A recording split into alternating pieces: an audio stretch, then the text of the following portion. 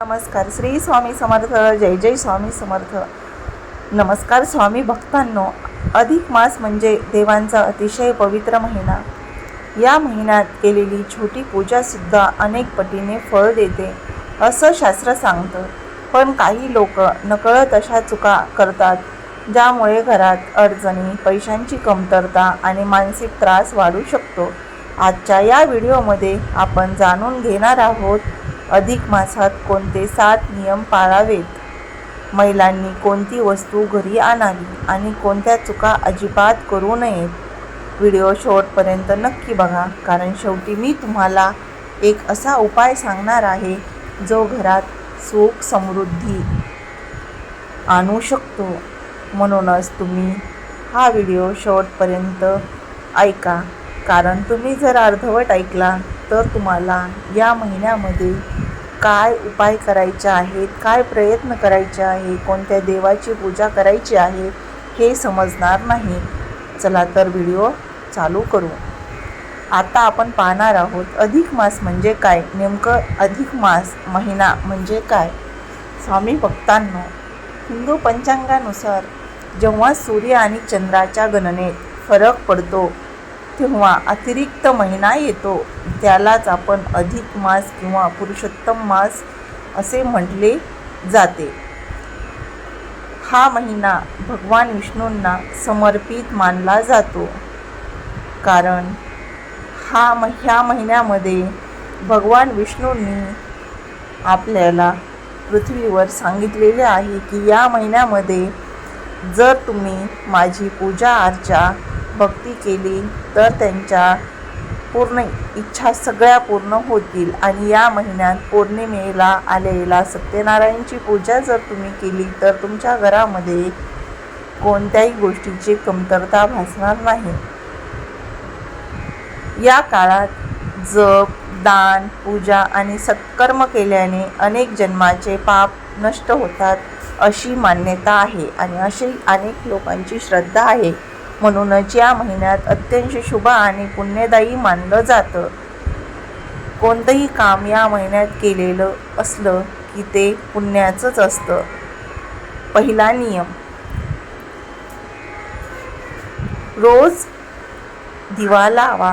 अधिक मासात सकाळी आणि संध्याकाळी तुपाचा किंवा तेलाचा दिवा लावणे अत्यंत शुभ मानलं जातं. घरातील देवघरात दिवा लावल्याने नकारात्मक ऊर्जा दूर होते आणि घरात शांतता टिकून राहते.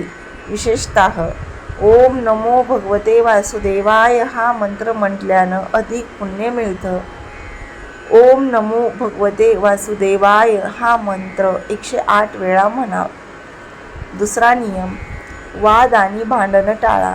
या पवित्र महिन्यात राग, भांडण, कटू बोलणे टाळावे, कारण अधिक मासात मन जितकं शांत राहतं तितकी देवाची कृपा वाढते. घरात सतत भांडण होत असेल तर दररोज विष्णू सहस्रनाम ऐका, यामुळे घरातील वातावरण सकारात्मक होतं. तिसरा नियम, दान अवश्य करा. अधिक मासात अन्नदान, वस्त्रदान किंवा गरिबांना मदत करणं अत्यंत पुण्याचं काम मानलं जातं. ज्यांच्याकडे जास्त नाही त्यांनी फक्त एक भाकरी जरी दिली तरी त्यांचं पुण्य त्यांना मिळतं, एक मोठं फळ मिळतं असं सांगलं जातं. कारण जेव्हा आपल्याकडे शिल्लक गोष्टी असतात तेव्हा आपण त्यातील काही गोष्टी दान म्हणून देऊ शकतो. पण जर तुमच्याकडे काही नसेल तर तुम्ही एक भाकरी किंवा फळ देऊ शकतात. चौथा नियम, महिलांनी ही वस्तू घरी आणा. महिलांनी अधिक मासात पिवळी वस्तू घरी आणणं शुभ मानलं जातं, जसं हळद, पिवळं वस्त्र किंवा केशर. यामुळे घरात लक्ष्मीचा वास राहतो अशी श्रद्धा आहे. विशेषतः गुरुवारी हळदीची पूजा केल्यास आर्थिक अडचणी कमी होतात असं मानलं जातं. म्हणूनच या महिन्यात तुम्ही कोणतीही पिवळी वस्तू आणली तर ती अधिक पटीने तुमच्यासाठी शुभ असते. 5वा नियम, मांस आणि मद्य टाळा. या महिन्यात सात्विक आहार घ्यावा. मांसाहार, मद्य आणि वाईट सवयीपासून दूर राहावं, कारण शरीर आणि मन दोन्हीही शुद्ध ठेवणं हा अधिक मासाचा मुख्य उद्देश मानला जातो. 6वा नियम, या चुका अजिबात करू नका. अधिक मासात कोणाचाही अपमान करू नका. गरीब, वृद्ध किंवा प्राण्यांना त्रास देऊ नका. खोटं बोलणं आणि दुसऱ्यांचं वाईट करणं या महिन्यामध्ये टाळा. असं केल्याने पुण्य कमी होतं आणि वाईट मार्ग जास्त येतात असं मानलं जातं. 7वा नियम, विष्णू मंत्र दररोज सकाळी 108 वेळा जपा. विष्णू मंत्राचे दररोज सकाळी 108 वेळा नामस्मरण करा. विष्णू मंत्र कोणता आहे? ओम नमो नारायणाय नमः हा मंत्र 108 वेळा म्हणा. हा मंत्र मन शांत ठेवतो आणि घरात सकारात्मक ऊर्जा वाढवतो. शेवटचा विशेष उपाय. स्वामी भक्तांनो, अधिक मासात प्रत्येक गुरुवारी भगवान विष्णूंना पिवळी फुलं अर्पण करा आणि शक्य असेल तर गरिबांना केळी किंवा गोड पदार्थ दान करा. हा छोटासा उपाय घरातील अडथळे कमी करण्यास मदत करतो अशी श्रद्धा आहे.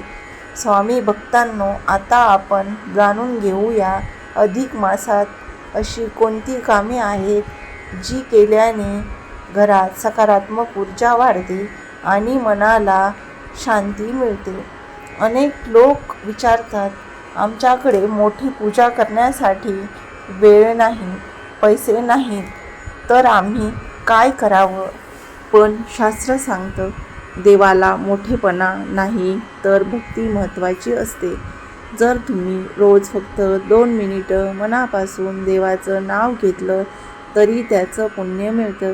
विशेषतः अधिक मासात सकाळी उठल्यावर घरात थोडंसं गंगाजल शिंपडा आणि देवाजवळ बसून शांतपणे प्रार्थना करा. यामुळे घरातील नकारात्मकता कमी होते अशी श्रद्धा आहे. आणखीन एक महत्त्वाची गोष्ट, या महिन्यात शक्य तितकं आईवडिलांचा आदर करा. त्यांच्या आशीर्वादात खूप मोठी शक्ती असते, कारण आईवडिलांचा आशीर्वाद म्हणजे देवाचा आशीर्वाद असल्यासमान असतो. ज्या घरात मोठ्यांचा सन्मान होतो त्या घरात सुख आणि शांती कायम राहते असं म्हटलं जातं. तसंच अधिक मासात झाडांना पाणी घालणं आणि मुक्या प्राण्यांना अन्न देणं शुभ मानलं जातं. जर शक्य असेल तर गुरुवारी गाईला चपाती आणि गूळ खाऊ घाला. हा उपाय अत्यंत पुण्यदायी मानला जातो, कारण आपण मानतो, समजतो किंवा आपले पूर्वज म्हणतात, गाईच्या पोटात 33 कोटी देव असतात. म्हणून गाईला दर गुरुवारी चपाती, गूळ आणि तूप लावून खाऊ घाला. या पवित्र महिन्यात मनात कोणाबद्दल द्वेष ठेवू नका. जुने राग विसरा, कारण मन जितकं स्वच्छ राहील तितकी देवाची कृपा वाढते.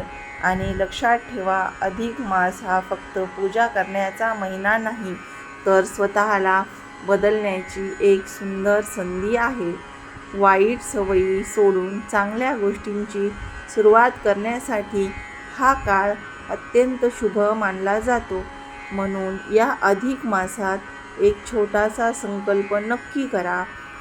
तो संकल्प म्हणजे दररोज एक चांगलं काम करायचं. कोणतंही असो, कोणाला तरी मदत करायची आणि रोज देवाला जायचं आणि देवाचं नामस्मरण करायचं. असं केल्याने जीवनात सकारात्मक बदल जाणवू लागतात. तुम्हाला हा व्हिडिओ आवडला असेल तर लाईक करा आणि अशाच धार्मिक आणि भक्तिमय व्हिडिओसाठी आपल्या चॅनलला सबस्क्राईब नक्की करा आणि कमेंटमध्ये जय श्री विष्णू नक्की लिहा. भगवान विष्णूंची कृपा तुमच्या घरावर सदैव राहो हीच आमची आणि माझ्या कुटुंबाची प्रार्थना. ओम नमो नारायणाय नमः. ओम नमो नारायणाय नमः हा मंत्र 108 वेळा दररोज म्हणा. श्री स्वामी समर्थ. जय जय स्वामी समर्थ. जर तुम्ही या अगोदरचे व्हिडिओ आपल्या चॅनलवर जाऊन पाहिले नसतील तर ते जाऊन पहा, कारण आपल्या व्हिडिओमध्ये खूप देवांचे कथा सांगितलेल्या आहेत, त्या फक्त तुम्ही जाऊन पहा.